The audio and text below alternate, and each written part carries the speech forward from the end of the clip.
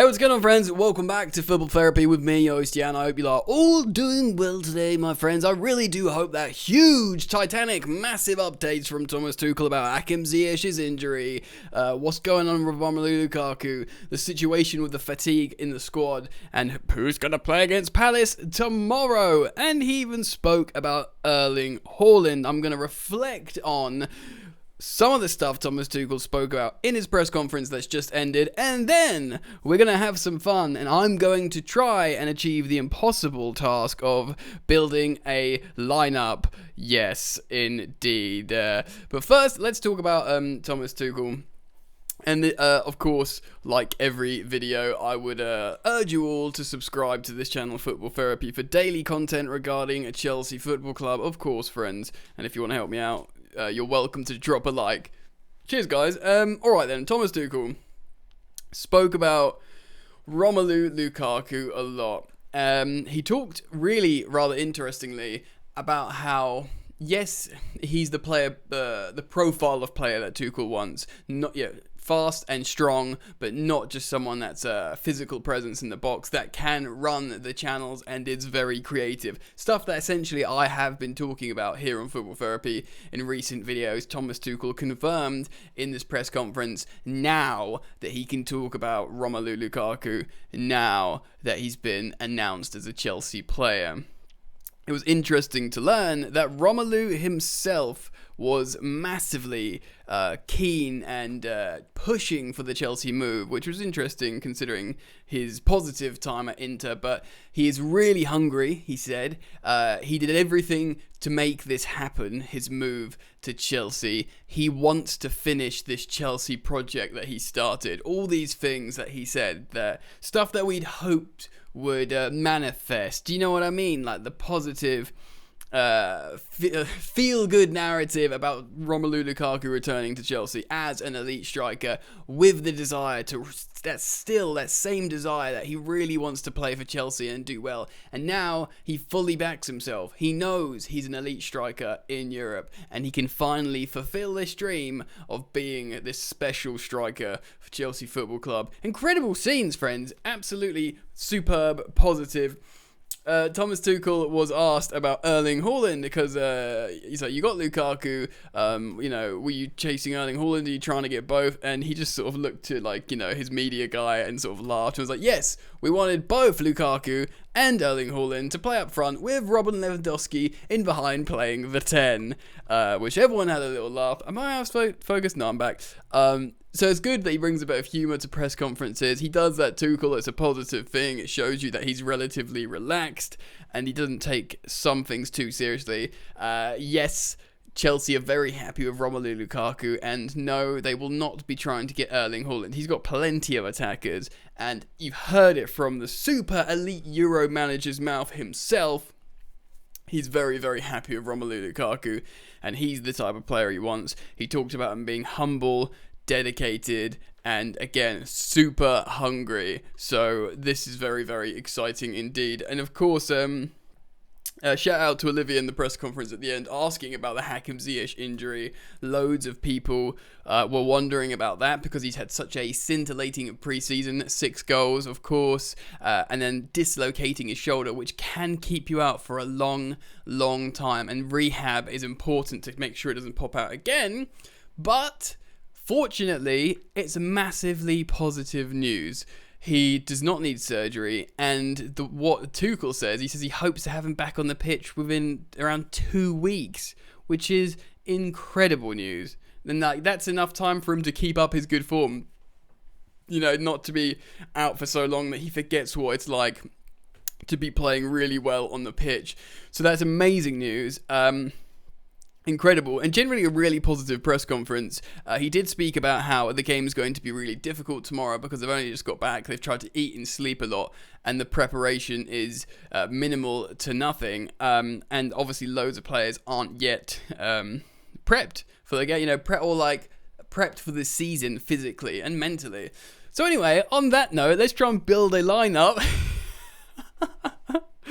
for the game. So I'm using Squad Builder on foothead.com, and we're going to try and make something happen here. So despite Kepa's heroics, I'm going to put Mendy in goal. Still 79 rated, which is pretty cold, really. And this is an interesting one because Thiago Silva is back and has been training for a while. Didn't come on and feature in the Super Cup even as a sub. In fact, he brought on Andreas Christensen, which I found really interesting. Of course, Thiago Silva played a final for the Copa America. I actually think, due to like rest and stuff. Okay, first of all, let's start with right centre back. Azpilicueta, I think, because he did get to a semi-final. He did come on. And I think he's relatively fresh legs. And generally, he's Mr. Professional. I think Azpilicueta will play there. Now, Rudiger played he played 120 minutes for the Super Cup. That is a lot. Kurt Zouma did come off around like 60, 70 minutes or something. What could actually happen is Thiago Silva plays in the middle and Christensen plays on the left. And we don't see Zouma. So I'm only putting Christensen on the left, 94 rated Thiago Silva there, because Tuchel himself has said previously he can play anywhere along the defensive three, 93 rated card there for Christensen. So I think, although we haven't really seen him, I think Rudiger will be knackered. I think he'll trust him maybe more than Zouma. I mean, it could easily be Kurt Zouma, to be honest, but I don't think that'll be the case. Now, this is difficult because again, Alonso played 120 minutes as well, and we do have Chilwell, but Chilwell's yet to feature.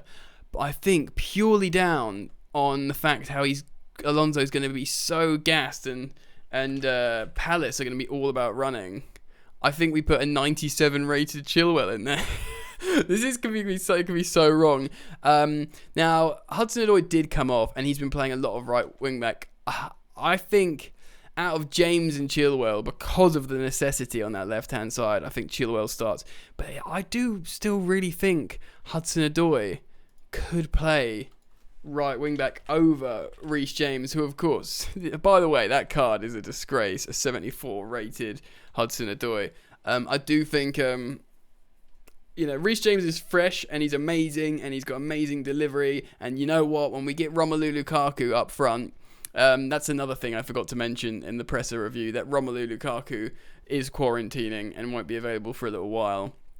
So, but when he is available, who does he want? He wants Ben Chilwell playing in crosses, but of course on the right flank he'll want Reece James playing in crosses. I'm just telling you this to show you my working, because I don't want people in the comments to be like, oh yeah, and why aren't you picking Reece James? He's amazing. I know he's amazing.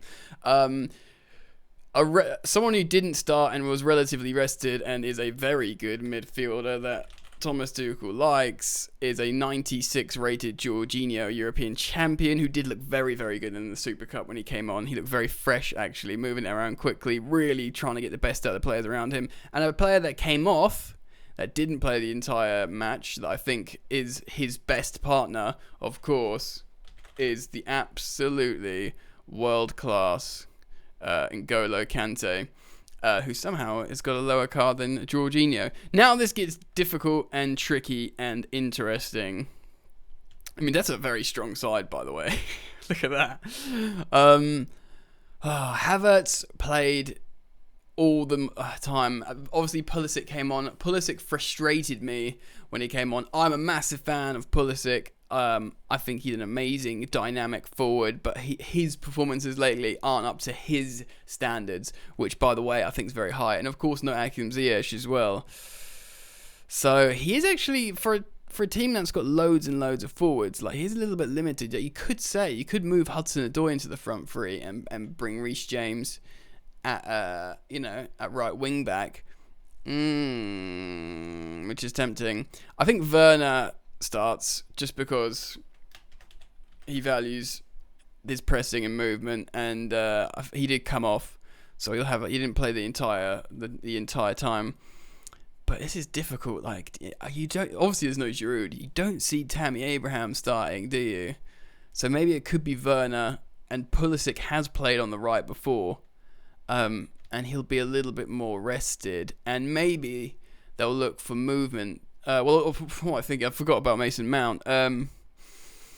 Unless we change it to Mason Mount behind Pulisic and Werner, because Mason Mount's rested. He did play minutes. Yeah. Why has it moved Mendy there?